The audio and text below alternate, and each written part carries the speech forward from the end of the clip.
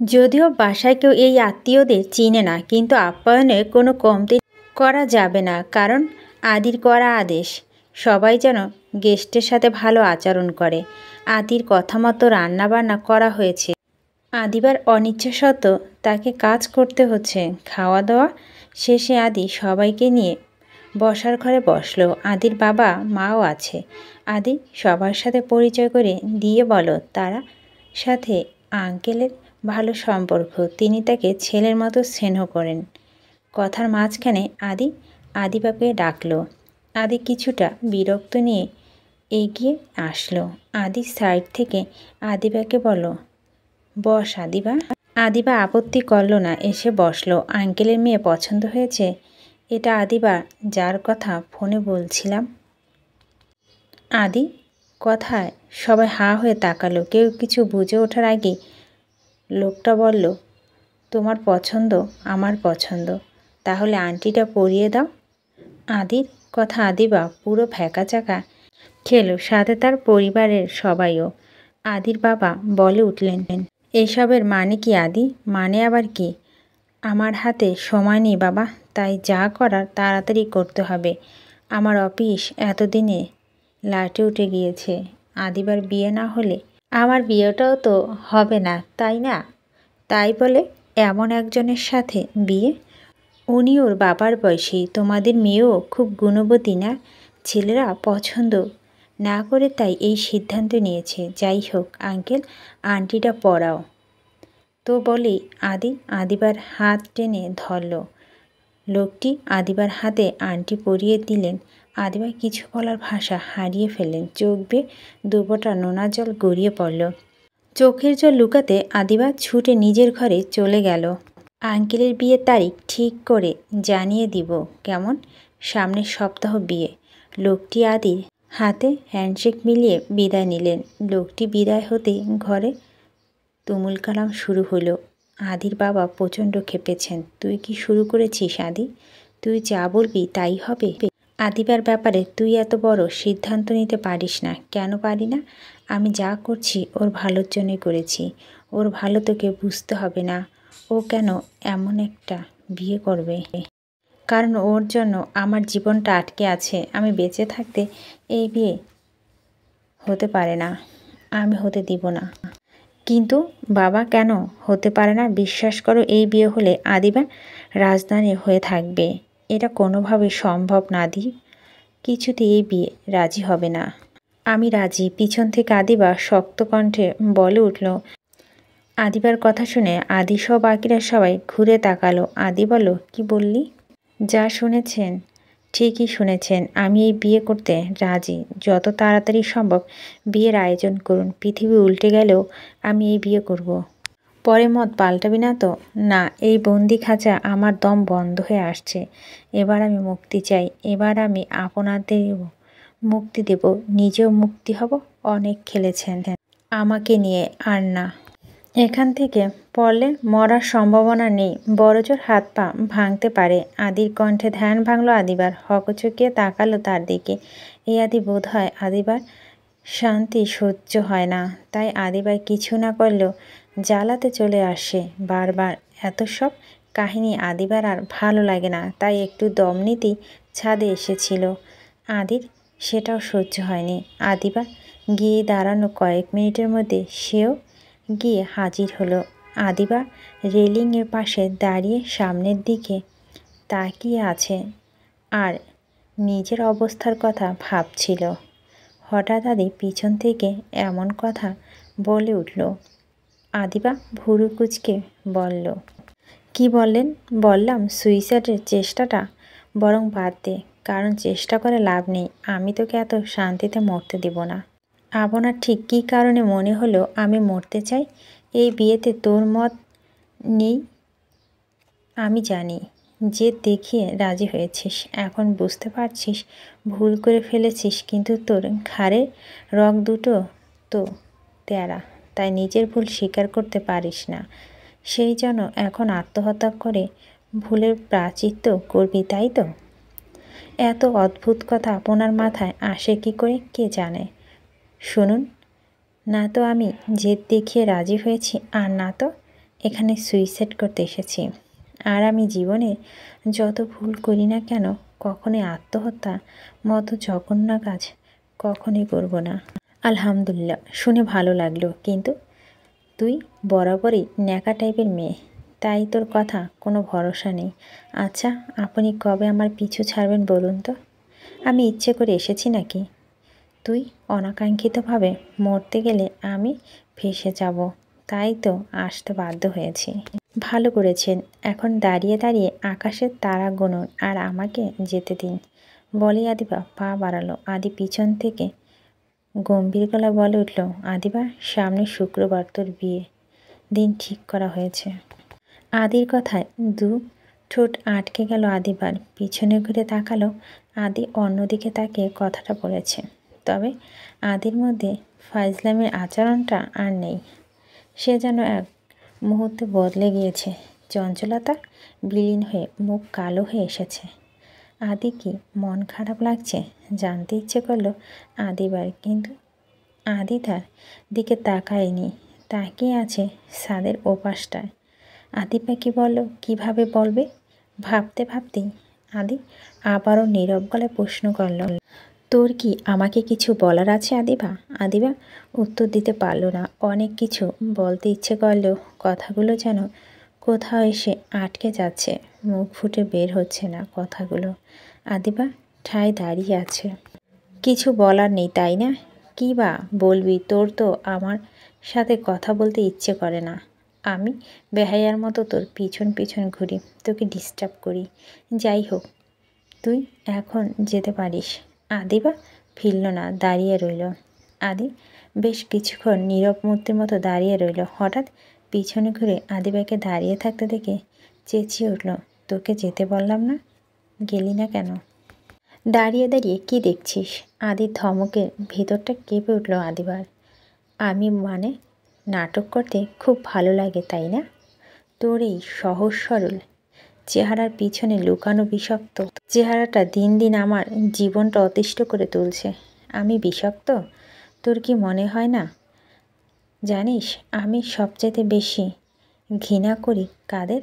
যারা মুখে মধু অন্তরে বিষ রেখে চলে। মানে তুই কতটা জেদি সেটা আমার চেয়ে ভালো বোধ হয় কেউ জানে না। তুই তোর জেদ রাখতে খুন করতেও দুবার ভাবিস না। তোর সাথে সারা জীবন পার করা জাস্ট অসম্ভব।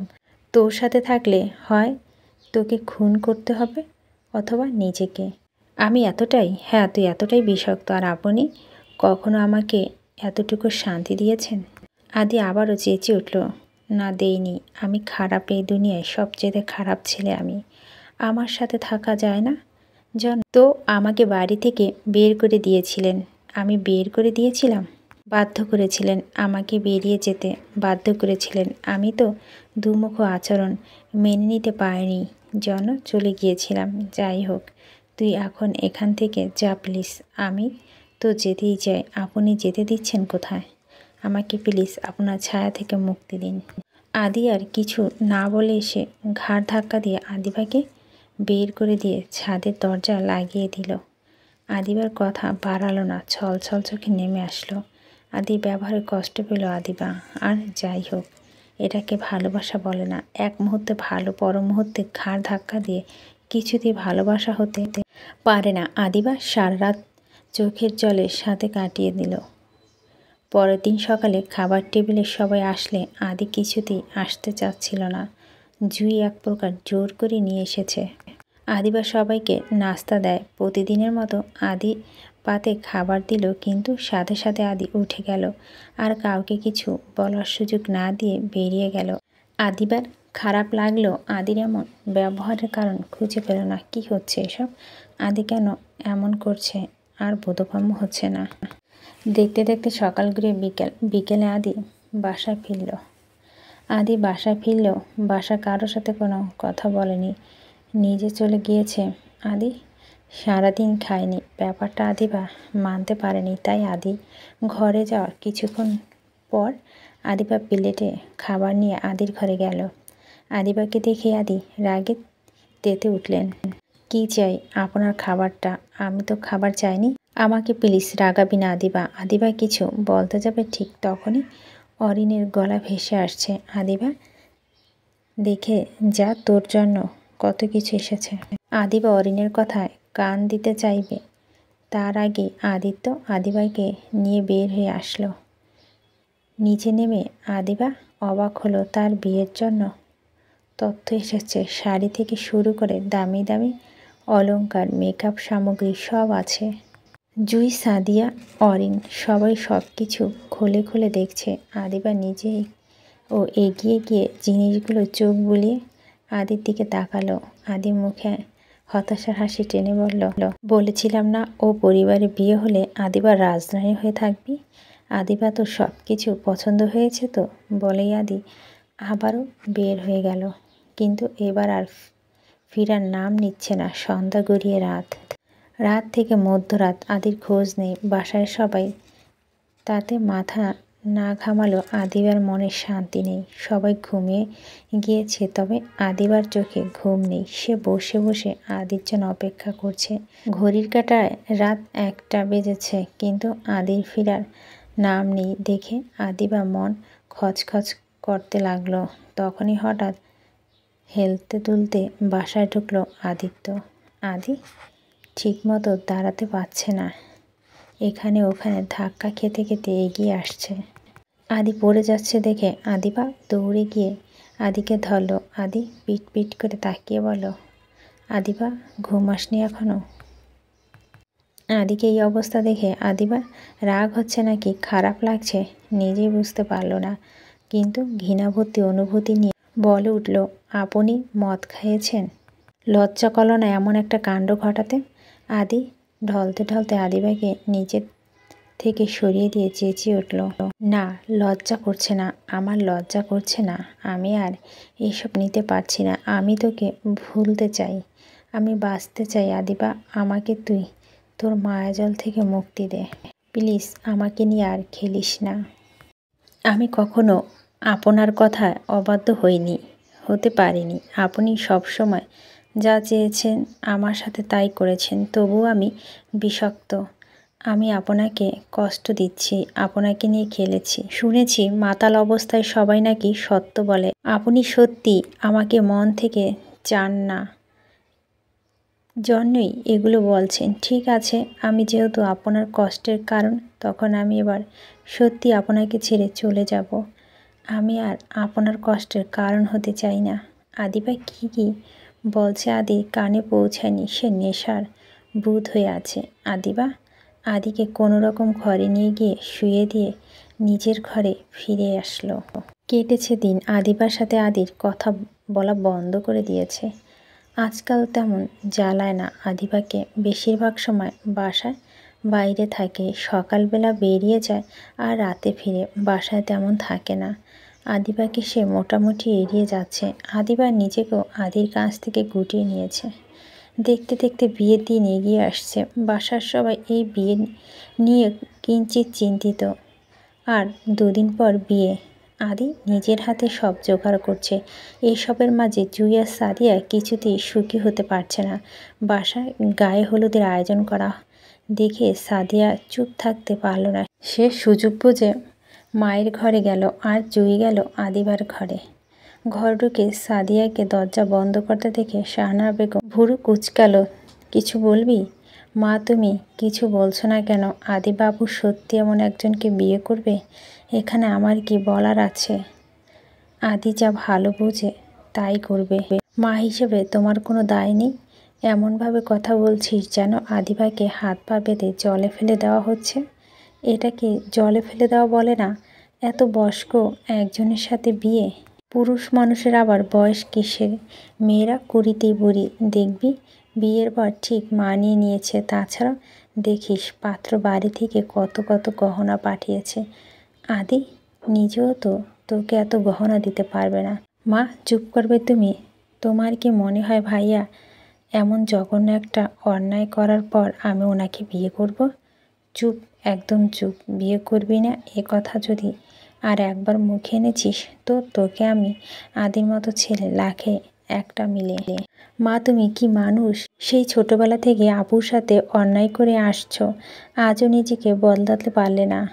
এত চ্যাটাং চ্যাটাং কথা যে বলছিস, আদি যদি আমাদের উপর থেকে হাত তুলে নেয় কী হবে বুঝতে পারছিস? তাছাড়া যে ভালো পাত্র তুই খুঁজে বের করতে পারবি যৌতুক ছাড়া মেয়ে পার করতে? তোমার সাথে কথা বলে লাভ নেই। আপু ঠিকই বলে, ও তোমার নিজের মেয়ে না, সৎ মেয়ে। নিজের মা এমন স্বার্থলোভী হতে পারে না, এটা কসমে কালো কেউ ভেবেছে কি? আমি ভাইয়াকে এবার জিজ্ঞাসা করব তিনি কেন এমন করছেন। খবরদার সাদিয়া, এই নিয়ে তুই বাড়াবাড়ি করবি না। ভালোয় সব মিটে গেলে আমি নিশ্চিন্ত হব। সাদিয়া আর কিছু না বলে বাইরে চলে গেল। এদিকে জুই আদিবার ঘরের সামনে দাঁড়িয়ে বলল, আসবো আপু? আদিবা ঘাড় ঘুরে জবাব দিল, এসো। কিছু বলবে? জুই সাথে সাথে আদিবার হাত ধরে বলতে লাগলো, আদিবা আপু, তুমি সত্যি এই বিয়েতে রাজি? মিথ্যে হবে কেন? জীবনটা ছেলে খেলা নয়। তুমি ভাইয়ার জেদের কাছে নিজেকে বলি দিচ্ছ কেন? ভাইয়া আমার ক্ষতি করতে চাইছে, এটা তোমাকে কে বলল? আমার মনে হয় না কোনো কারণ ছাড়া উনি বিয়ে দিতে চাচ্ছেন। মানে ভাইয়া কিছুটা বেপরোয়া টাইপের, তাই বলে পাগল নন উনি। শুধুমাত্র জেদের জন্য এমন একটা সিদ্ধান্ত নেবেন না। আমি জানি হয়তো এতে আমার ভালো হবে, তাই এমন করছেন। এতে কি ভালো হবে? আমি তো কোনো ভালো দিক দেখতে পাচ্ছি না। আমার তো মনে হচ্ছে ও তোমার জীবনটা নষ্ট করে দিতে চাইছে। আমার জীবন নষ্ট করে ওনার কী লাভ? এসব নিয়ে এত ভেবো না। যা বাইরে গিয়ে আনন্দ করো। মেহমান আসতে শুরু করেছে। আপু তুমি এখন যাও। জুই, আমি রেডি হব। জুই কিছু না বলে চলে গেল। আদিবা নিজেকে বলে উঠল, আপনি যদি আমার এই অবস্থা দেখে খুশি হন, আমি আপনার খুশিতে বাধা দিব না। আপনার জন্য 6 বছর বিসর্জন দিতে পেরেছি, বাকি জীবনটা পারব। আপনি যা চান তাই হবে। যার সাথে বিয়ে দিতে চান তার সাথেই হবে।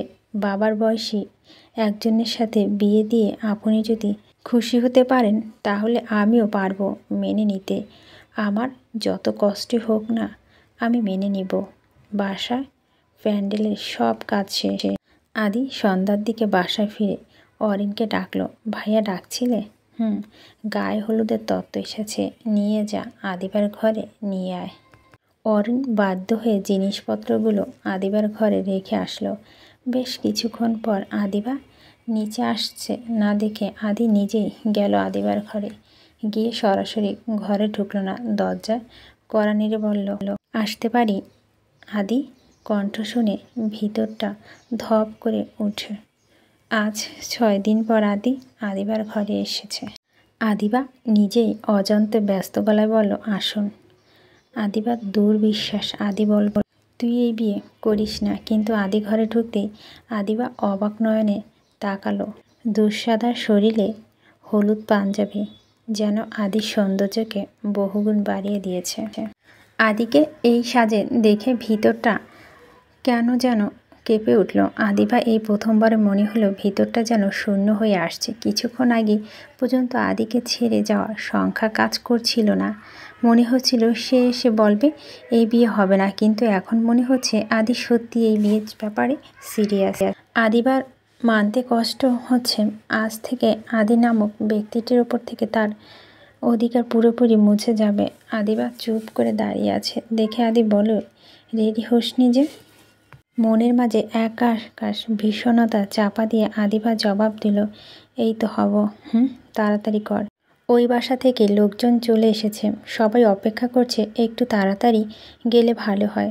আদিবা আদির দিকে তীক্ষ্ণ চোখে তাকিয়ে বোঝার চেষ্টা করলো আদির মাঝে কি তাকে হারিয়ে ফেলার কোনো ভয় কাজ করছে না। না, আদির চোখে মুখে বিষণ্ণতার কোনো ছাপ নেই কোনো ভয় বা সংকোচ। সে দিব্যি আছে। আদিবার বিয়ের আয়োজন শেষ। আশা করছি তুই আমাদের মান সম্মান নিয়ে খেলবি না। আদির কথায় কষ্টে ভিতরটা ফেটে যাচ্ছে। আদি কি করে এত নিষ্ঠুর আচরণ করছে? আদিবার চোখ বেয়ে নোনা জল গড়িয়ে পড়ল। মনের মাঝে দীর্ঘদিনে চেপে রাখা ভালোবাসার মৃত্যু হলে এবার শুধু কবর দেওয়ার অপেক্ষা। আদি সেদিকে নজর দিল না, আরও একবার তাড়া দিয়ে বেরিয়ে গেল। আদিবা নিজের মনকে শক্ত করে তৈরি করে নিচে নামলো। সাথে সাথে আদি, জুই আর অরিনকে আদেশ দিল আদিবাকে প্যান্ডেলে নিয়ে যেতে। সাদিয়া মেজাজ বেজায় খারাপ হয়ে আছে, কিন্তু আদির ধমকাধমকিতে সেও অনুষ্ঠানে অংশগ্রহণ করছে। প্যান্ডেলে গিয়ে স্টেজে বসে আদিবা অবাক হলো। মন খারাপ থাকায় আজ সে নিজে ঘর থেকে বের হয়নি, তাই এখন এখানে এসে অবাক হয়েছে। তার বিয়ের উপলক্ষে এত জমকালো আয়োজন করা হবে সে জানতো। আদি তাহলে সত্যি বেশ বড়লোকের সাথে তার বিয়ে ঠিক করেছে, কিন্তু সে কি কখনো জানতে পারত আদিবা টাকা পয়সা সম্পত্তি কখনই যায়নি, চেয়েছিল আদিত্যকে। আদিবা বসতে বসতেই আদি ফোনে কথা বলতে বলতে স্টেজে আসলো। সে ফোন কানে রেখেই বলল, কাকিয়া কোথায়? এসো তুমি, হলুদ দিয়ে অনুষ্ঠান শুরু করো, তারপর বাবা মা।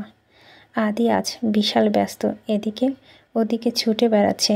আদির বন্ধুবান্ধব থেকে শুরু করে আত্মীয় স্বজন সবাইকে দাওয়াত দেওয়া হয়েছে। সবাই একে একে আদিবাকে হলুদ দিচ্ছে। আদি ঘুরে ঘুরে সবার আপ্যায়ন করছে। আদিবা বারবার আদিকে দেখছে। কথা আছে, মনে খারাপ থাকলেও সব কিছু খারাপ লাগে। আদিবারও ঠিক তাই হচ্ছে। হঠাৎ করে শরীর খারাপ লাগছে, তার উপরে সবাই মিষ্টি খাইয়ে দিচ্ছে। আদিবার একদমই ভালো লাগছে না, কিন্তু এই অবস্থা নিষেধ এবা কী করে করবে, তাই বাধ্য হয়ে খাচ্ছে। অনুষ্ঠানের এক পর্যায়ে আদি বন্ধুরা হলুদ দিবে, তারা স্টেজে গিয়ে আদিকে ডাকতে লাগলো। আদি অনেক হয়েছে, এবার স্টেজে আয়, একসাথে ছবি তুলি। আদি ব্যস্ততা ছুটি দিয়ে চুল ঠিক করতে করতে স্টেজে এসে আদিবার পিছনে দাঁড়ালো। ছবি তোলা হলো।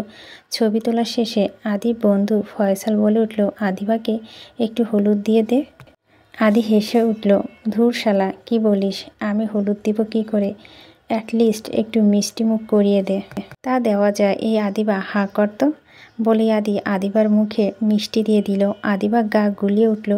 আদিবা তাড়াতাড়ি মুখ চেপে ধরল। আদি নিশ্চুপ রাগ করেছে। সে নিশ্চয়ই ভেবেছে আদিবা ইচ্ছে করে এমন করলো।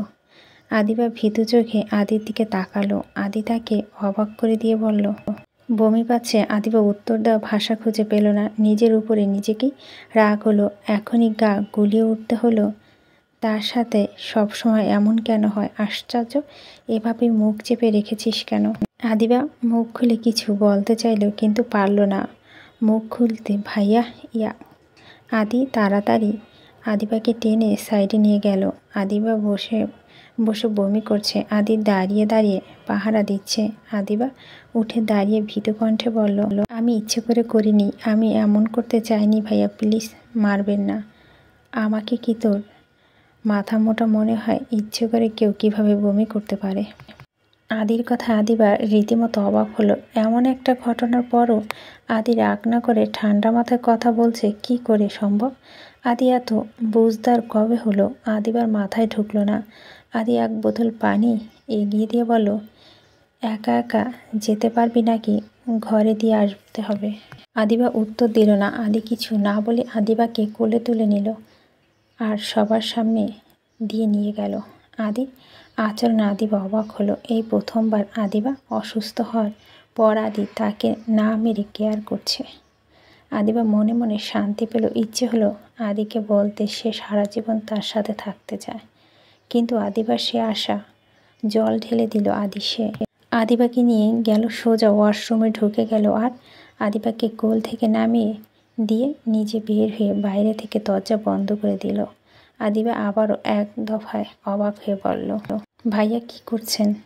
সাথে সাথে আদিত্য ওয়াশরুমের লাইট অফ করে দিয়ে বলে উঠল, খারাপ লাগলে সেটা মুখ ফুটে বলতে হয়। কেউ তো মন বিশারদ নয়, সে তোর মনের কথা বুঝতে ফেলবে। মিষ্টি খেতে অসুবিধা হচ্ছিল, বললি না কেন? যাই হোক, আপাতত 1 ঘন্টা অন্ধকারে থাকলে আর এমন হবে না। আপনি কি মানুষ? এক প্রশ্ন কতদিন করিস? দরজাটা খুলুন। 1 ঘন্টা 1 মিনিট আগেও খুলব না। আমার জীবনের সবচেয়ে বড় ভুল, আমি আপনার পরিবারে জন্মিয়েছি। এই ভুলে শুধরানোর কোনো উপায় যেহেতু আপাতত নেই, তাই চুপচাপ থাক। আমি যাচ্ছি, 1 ঘন্টা পর আসব। যাবেন না প্লিজ, দরজা খুলুন। কে শুনে কার কথা? আদি বাইরে চলে গেল আর 1 ঘন্টা পর ফিরে এসে দরজা খুলে দিল।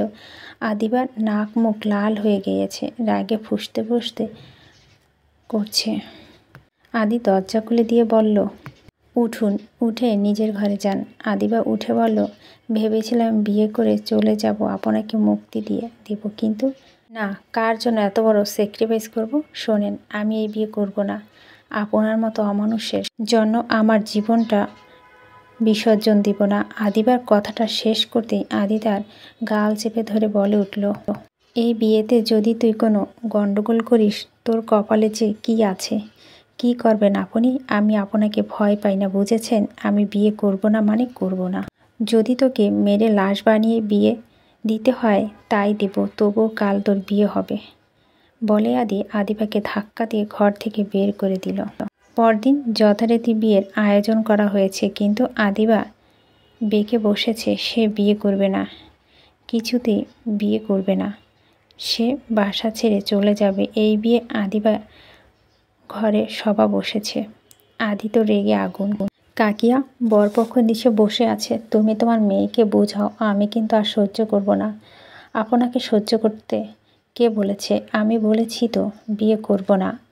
আমার হাত পা খুলে দিন।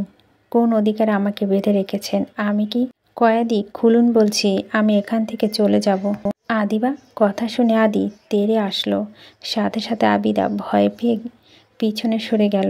কি করবি তুই? বাইরে যাবি তাই না? আচ্ছা দাঁড়া, দেখছি তুই কোন পা দিয়ে বাইরে যাস।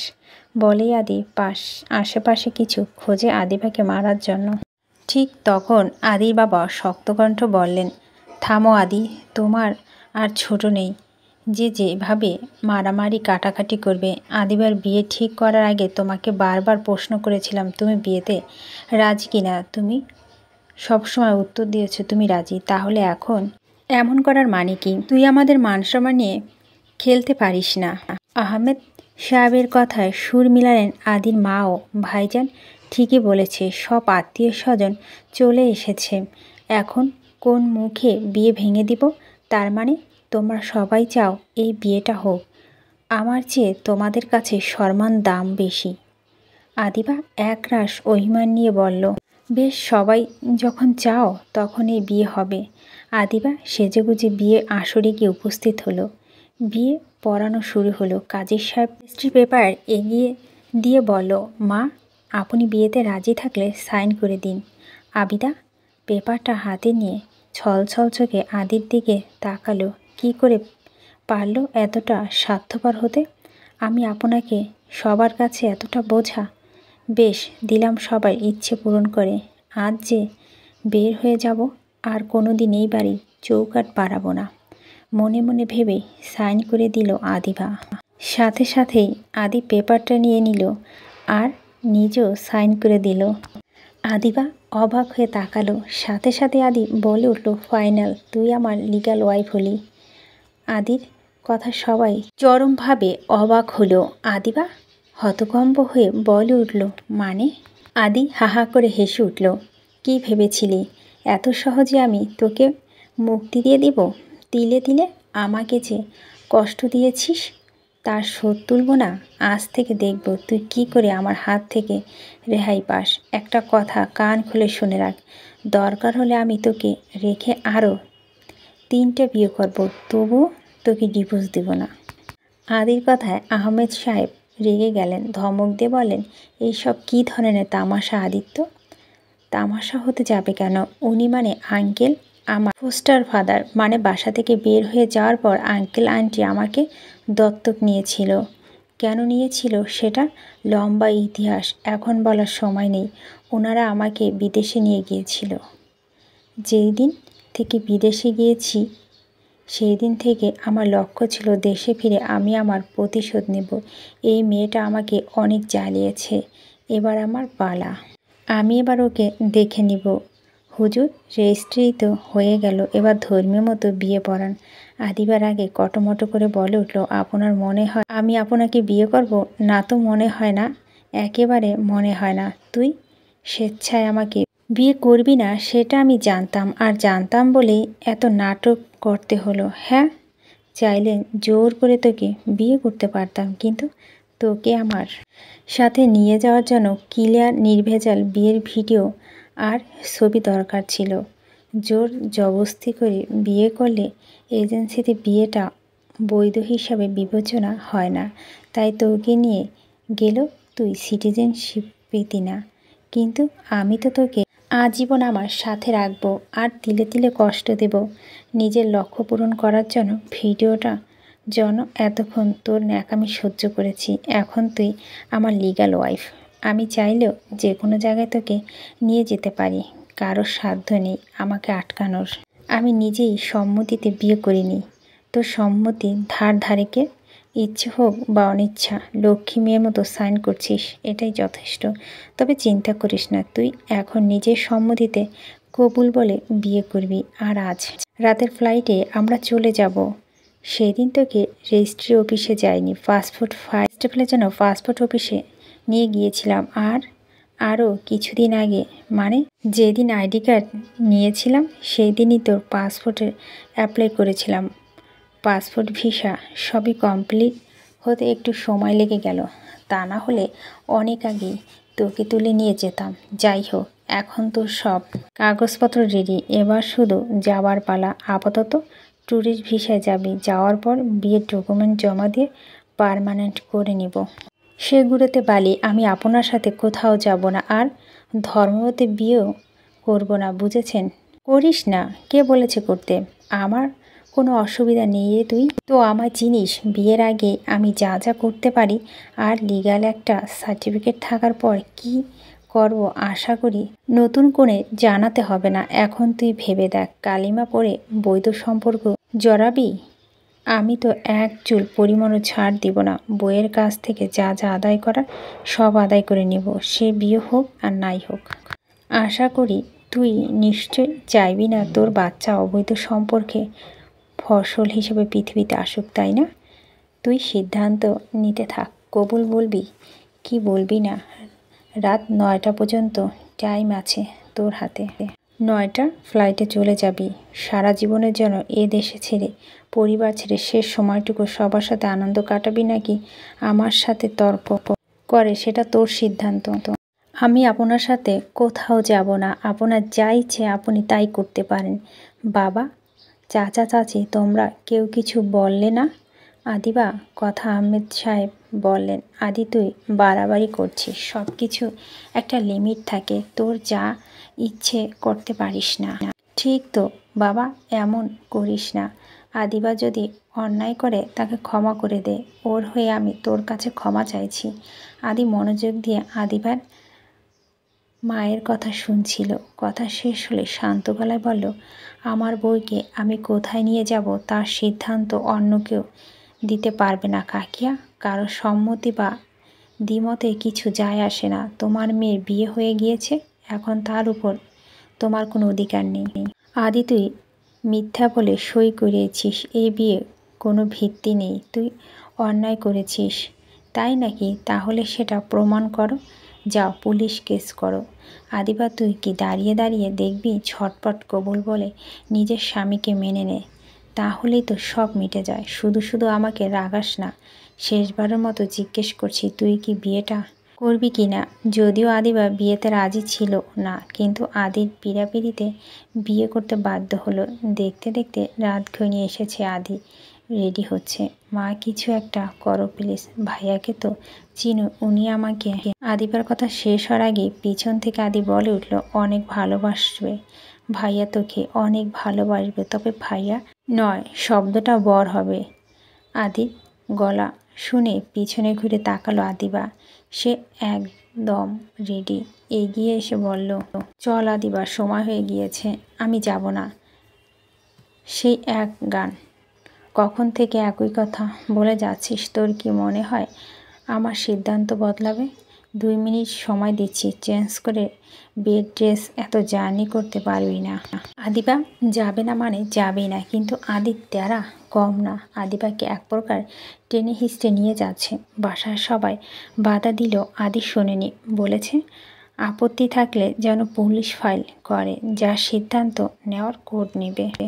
গাড়িতে বসে আদিবা এক মনে কেঁদেই যাচ্ছে। আদি তাতে বিরক্ত হয়েছে। অনেক কেঁদেছিস, এবার বন্ধ কর। যা হচ্ছে হতে দে, ভাগ্যের ওপর কারো হাত নেই। যা হয়েছে ভালোর জন্যই হয়। কত যে ভালো হচ্ছে তা আমি জানি। আপনার মতো মানুষের সাথে থাকাটা কতটা ভয়ঙ্কর সেটা আমার চেয়ে ভালো কে জানে। আদিবার কথা হা হা করে হেসে উঠল। আমি বাঘ না ভাল্লুকও নই, তাই এত চিন্তা করার কিছু নেই। যাই হোক, রাস্তা একদম সিনকেট করবি না। রাস্তায় যদি তুই সিনকেট করিস আমি কিন্তু গায়ে হাত তুলতে বাধ্য হব। আদিবা সারা রাস্তায় কেঁদেছে। কয়েকজন জিজ্ঞেসও করেছে কেন কাঁদছে। আদি সবাইকে বলছে দেশ ছেড়ে চলে যাচ্ছে তাই কেঁদেছে। দেখতে দেখতে তারা গন্তব্যে পৌঁছালো। উফ আদিবা, ঘ্যানটা এবার বন্ধ করবি? এতক্ষণ ধরে মানুষ কাঁদতে পারে, তোকে না দেখলে জানতে পারতাম না। ভাগ্যিস রাস্তায় ঘুমিয়েছিলি, তা না হলে সারা রাত কাঁদবি মনে হয়। আচ্ছা তুই আসলে কি কারণে কাঁদছিস বলতো? তোর পরিবারের জন্য, যারা কিনা তোর কথা কোনোদিনও ভাবেনি, নাকি তোর দেশের জন্য যেখানে তুই ঘরবন্দি ছিলি? আদির কথা আদিবা চোখ তুলে তাকালো। এভাবে তাকানোর কিছু নেই। ওয়েলকাম হোম, ভিতরে আসুন। আদিবা ঘরে ঢুকে মোটামুটি অবাক হলো। ঝকঝকে বাড়ি, দরজা দিয়ে ঢুকতে হাতে বাঁদিকে সিঁড়ি।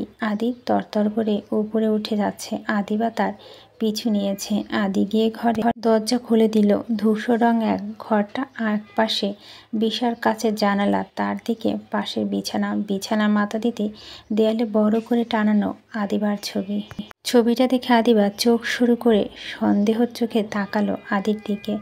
আদি আদিবাকে পাত্তা না দিয়ে কাবার থেকে কাপড় বের করতে বলল। এত অবাক হওয়ার তো কিছু নেই। আমার ঘরে আমার বউয়ের ছবি থাকতেই পারে। আপনার বউ মানে কি সেটা তো লাইট অফ করে বোঝাতে হবে। হেয়ালি বন্ধ করুন। এই ছবিটা আপনি কোথায় পেলেন? এত বছর কোনো দিন তো খোঁজ নেননি আমার, তাহলে ছবি পেলেন কোথায়? আদি বাঁকা হাসলো। উত্তর না দিয়ে ওয়াশরুমে চলে গেল। আদিবা বোকার মতো তাকিয়ে রইল। কিছুক্ষণ পর আদি ফিরে এসে বলল, যা চেঞ্জ করে নে। ব্যাগপত্র যেহেতু আনিসনি, আপাতত আমার জামা কাপড় পরে নে। রেস্ট নিয়ে তারপর শপিংয়ে যাব। এখন ক্লান্ত লাগছে, এজন্য বলছিলাম ব্যাগটা অন্তত নিয়ে আয়। আপনার আচরণ রহস্যজনক লাগছে। আপাতত রহস্যভেদের চেষ্টা না করে যেটা বললাম সেটা কর। আদি বরাবরের মতো জোর করে আদিবাকে ওয়াশরুমে ঢুকিয়ে দিল। আদিবা ফ্রেশ হয়ে বের হতে দেখলো ঘর ফাঁকা, আদি নেই। সে এদিক ওদিক তাকিয়ে নিচে নামলো আর অবাক হলো, কারণ আদি রান্নাঘরে। আদিবা নিজের চোখকে বিশ্বাস করতে পারছে না। সে কি ঠিক দেখছে আদি রান্না করছে? আদিবা এগিয়ে গিয়ে রান্নাঘরের দরজায় দাঁড়ালো। আপনি রান্না করছেন? আদিবার প্রশ্ন একটু বিচলিত হলো না আদি। সে যেন জানতো এই সময় আদিবা এই প্রশ্নটা করার কথা। আদি রান্নায় মনোযোগ রেখেই জবাব দিল, এখানে হেল্পিং হ্যান্ড পাওয়া যায় না, নিজের কাজ নিজেকেই করতে হয়। তাছাড়া মা মানে আমার পালিত মা বেশিরভাগ সময় দেশে থাকে, তাই আমার কাজ আমাকে করতে হয়। আমার বাইরের খাবার তেমন পছন্দ না। সরুন, আমি করে দিচ্ছি। দরকার নেই, আমি বউ নিয়ে এসেছি, কাজের মেয়ে না। হঠাৎ আচরণ বদলের কারণ কি? আদি এবার কড়া চোখে তাকালো। আদিবার বুঝলো তাকে রাগানোটা উচিত হবে না, তাই কথা না বাড়িয়ে পিছন ঘুরে হাঁটা দিল। দরজা থেকে সামনে বাগান পর্যন্ত আপনার সীমা, এর বাইরে যাবেন না। আদিবা ঘুরে তাকালো। মানে এখানকার কিছু তো আপনি চিনেন না, তাই বেরিয়ে গিয়ে আমাকে বিপদে ফেলবেন না। যাই হোক, খাবার বানানো শেষ, খেয়ে তারপর যান। আদি প্লেটে খাবার নিয়ে টেবিলে রাখলো। আদিবা কথা না বাড়িয়ে খাবার মুখে দিতে দিতে বলল, আপনি বলেছিলেন আমাকে শাস্তি দিতে নিয়ে আসছেন, এখন এত যত্ন করছেন, ব্যাপারটা বোধগম্য হচ্ছে না। আদি বরাবরের মতো খাবারে মনোযোগ রেখে বলল, আমার মন গহীনে আজীবন বন্দি করে রাখবো, এর চাইতে বড় শাস্তি আর কি হতে পারে? কি বলতে চাইছেন আপনি? আমায় ভালোবেসে বিয়ে করেছেন? হয়তো না, তবে তোর প্রতি আমার বিশেষ ধরনের আকর্ষণ আছে, আর সেটা উপরওয়ালা প্রদত্ত। আমি অনেকবার চেষ্টা করেছি, তোকে ছাড়তে পারিনি। মানে আমি আমার বাসায় কারো খোঁজ না রাখলেও তোর খোঁজ রেখেছিলাম। ফয়সালের কাছে তোর ব্যাপারে জানতে চাইতাম। ফয়সাল তোর বান্ধবী তিন্নির ভাই। আমাদের পাশের বাসা, শোবার ঘরের ছবিটা ফয়সালের কাছ থেকেই নেওয়া। এতই যখন খোঁজ রাখার ইচ্ছে ছিল, বাসায় ফিরলেন না কেন?